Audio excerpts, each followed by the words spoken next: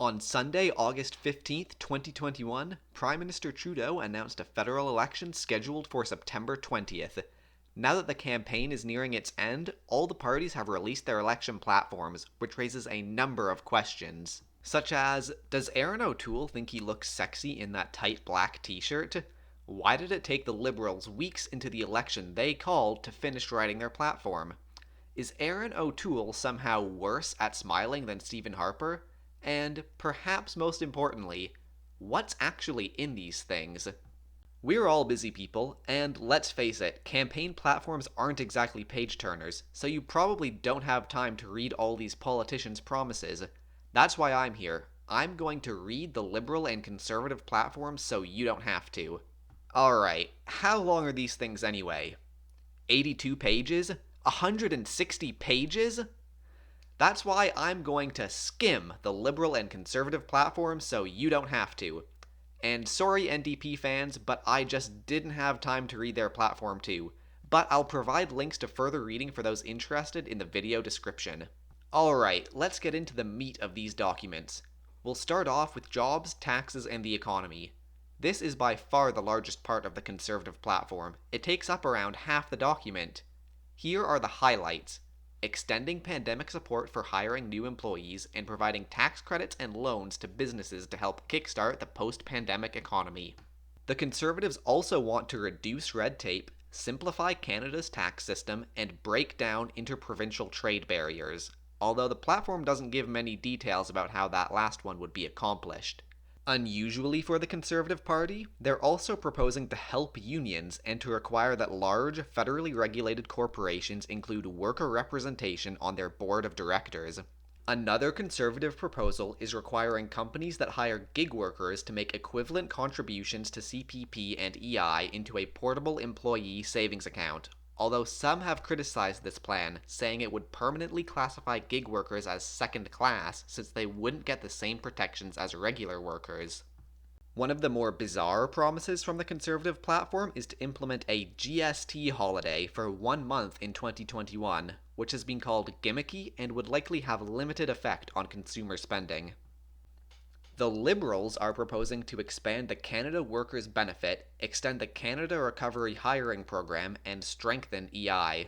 The Liberals are proposing to make EI more accessible to self-employed Canadians and to create career insurance, which would provide additional support to workers laid off after working in the same job for 5 years or more. In addition to strengthening EI, the Liberals are planning on giving 10 days of paid sick leave to federally regulated workers. The Liberals are also proposing to increase the amount of loans available to small businesses and establish a minimum 15% income tax for individuals in the top tax bracket. Next, let's talk about housing affordability in the Liberal platform. One of the Liberals' promises is to build 1.4 million new homes over 4 years. However, this figure is slightly misleading. The 1.4 million figure includes the average 285,000 new homes that are built annually in Canada anyway. The Liberal plan is actually only promising to increase the number of new homes by 250,000 over 4 years. Also, not all of those 250,000 new homes will be brand new. This figure includes homes that will be revitalized or preserved. In addition to building new homes, the Liberals are also promising to crack down on vacant or underused properties, house flipping, renovictions, and foreign home buyers. The Liberals also want to introduce a home buyer's Bill of Rights, which, among other things, would ban blind bidding on homes. Finally, the Liberals are proposing to increase the home buyer's tax credit and introduce a first home savings account, similar to a TFSA or RRSP, where young Canadians could save up to $40,000 tax-free for a down payment on their first home. Some have argued that those last two promises would actually further increase housing prices, as they essentially amount to the government subsidizing home purchases. The Conservative plan would build 1 million new homes over the next 3 years, but similar to the Liberal plan, that number is deceiving. The Conservatives are also including the average 285,000 homes that are already built annually in their figure, so their plan is actually promising to increase the number of new homes by 145,000 over 3 years. Unlike the Liberal plan, those are all brand new homes, and the figure doesn't include revitalized homes. The Conservatives would build these homes by switching 15% of federal real estate to housing and incentivizing the private sector to give land for affordable housing. The Conservatives would also alter the mortgage stress test, crack down on foreign home purchases, and increase the home accessibility tax credit. So, which of these plans would have the biggest impact? Well, sources disagree, with this analysis in Maclean's magazine favoring the conservative plan, the CBC's analysis favoring the liberal plan, and Global News calling both inadequate. The most in-depth analysis I found was by Generation Squeeze, which favored the liberal plan but ultimately said that none of the major parties are doing enough. Another major issue this election has been childcare. Prior to the election, Trudeau's Liberal government had signed deals with 8 of 10 provinces to provide $10 a day childcare. The Liberals are promising to continue this work. The Conservatives are promising to scrap these deals and instead offer a refundable tax credit to parents. This would cost the government less money, but would also result in lower savings for families than the Liberal plan. Next up, I'd like to move from childcare to healthcare and mental health. The Conservatives want to raise the growth rate of provincial health transfers to 6% per year, although it should be noted that in their platform costing, most of these increases in health transfers would occur 5 years from now. To tackle mental health, the Conservatives want to establish a nationwide 3-digit suicide prevention hotline, incentivize employers to add mental health coverage to employee benefits, and provide funding to mental health charities. To tackle drug addiction, they also want to invest in residential drug treatment beds and ensure naloxone kits are available for free across Canada. The Liberals would provide funding to provinces and territories to clear waitlists and backlogs caused by the pandemic. The Liberals are also proposing funding to hire an additional 7,500 nurses and doctors to ensure every Canadian has a family health team. It should be noted that the Liberals made a similar promise in 2019 but haven't followed through in the 2 years since. They also want to provide funding for mental health services and to tackle the opioid crisis. Like the Conservatives, the Liberals are also proposing a 3-digit nationwide suicide prevention hotline. Strangely, universal pharmacare is hardly mentioned in the Liberal platform despite it being one of their 2019 election promises, and despite the fact that they signed a deal with PEI to help cover the cost of prescription drugs in that province. Moving on to climate change, here are the highlights from the Liberal platform. The Liberals plan to reduce emissions by 40% from 2005 levels by 2030, and achieve net zero by 2050. They'll also cap emissions from the oil and gas sector at current levels and require the oil and gas sector to achieve net zero by 2050. On top of this, the Liberals are promising to end fossil fuel subsidies by 2023 and will provide funding and training to help workers transition out of the fossil fuel industry. Trudeau is also promising to make Canada's electricity generation net zero by 2035. The Liberals would also provide more rebates to help Canadians buy electric cars, build 50,000 new electric vehicle chargers and hydrogen stations, and require that 50% of new cars be zero emissions by 2030, rising to 100% by 2035. Finally, the Liberals would reduce taxes on green technology companies and issue green bonds to fund green projects. On the other hand, the Conservatives would aim to reduce emissions by 30% from 2005 levels by 2030.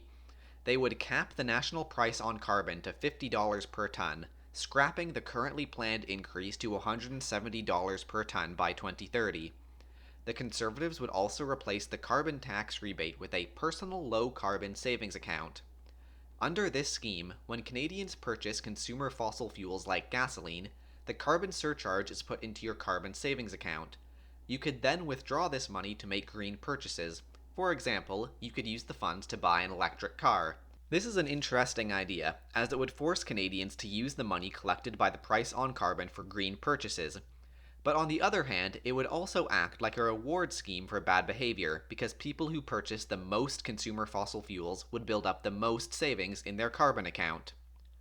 Other Conservative climate promises include investing in electric vehicle manufacturing and hydrogen technology, requiring that 30% of new vehicles be zero emissions by 2030, working with the US to set a North American standard for vehicle charging, and adding electric vehicle charging stations to the National Building Code. The Conservatives would also implement a national renewable natural gas mandate and low carbon fuel standard based on British Columbia's current provincial policies. Reconciliation with Indigenous peoples has been a key issue throughout this campaign. Both parties are promising to end drinking water advisories on reserves. The Conservatives want to expand the creation of Indigenous protected and conserved areas. They would also work to implement Truth and Reconciliation Calls 71 through 76, which are related to missing children, and fund investigations at former residential schools where unmarked graves may exist. The Conservatives would also boost funding to Indigenous mental health and drug treatment programs. The Liberals would support communities performing burial searches at former residential school sites and provide funding for a permanent home for the National Center for Truth and Reconciliation. The Liberals would also invest in a mental health and wellness strategy for Indigenous peoples and provide funding for a number of other initiatives including infrastructure, housing, early learning and childcare, and more. The final topic in the platforms I'd like to cover is foreign affairs. The Liberal platform is a bit light on foreign policy, but some promises that stood out to me were a commitment to resettle up to 40,000 Afghan refugees and to expand the new immigration stream for human rights defenders. The Liberals also want to establish a Canadian Centre for Peace, Order, and Good Governance to promote human rights and good governance internationally. Meanwhile, the Conservatives would recognize Jerusalem as the capital of Israel, ban Huawei from Canada's 5G infrastructure, and generally be more assertive when dealing with China and Russia, especially in the Arctic. The Conservatives would also aim to join the Quadrilateral Security Dialogue, which is a sort of informal NATO of the Pacific, which includes the US, India, Japan, and Australia. Before I wrap this video up, I'd like to talk briefly about both parties more generally. As the incumbent, Justin Trudeau has to run on his record for the past few years, and one thing that has consistently dogged him are his ethical violations, particularly the SNC-Lavalin affair and the We charity scandal. Trudeau's scandals have raised doubts among many about whether he'll continue with these ethics violations if re-elected. On the other hand, while Erin O'Toole has generally presented himself as a moderate conservative, many in his caucus are more strictly conservative, which has resulted in infighting in the Conservative caucus prior to the election. For example, while Erin O'Toole supports banning conversion therapy, many Conservative MPs voted against a bill banning the practice earlier this year, and his caucus voted against a motion declaring that climate change is real at their national convention. This raises some doubts about whether the Conservatives would actually follow through on some of their more progressive promises this election. If you're wondering how likely the Liberals are to follow through on their promises, then you should check out my other video on Trudeau's track record. I hope this video helped inform you about the two largest parties' campaign promises.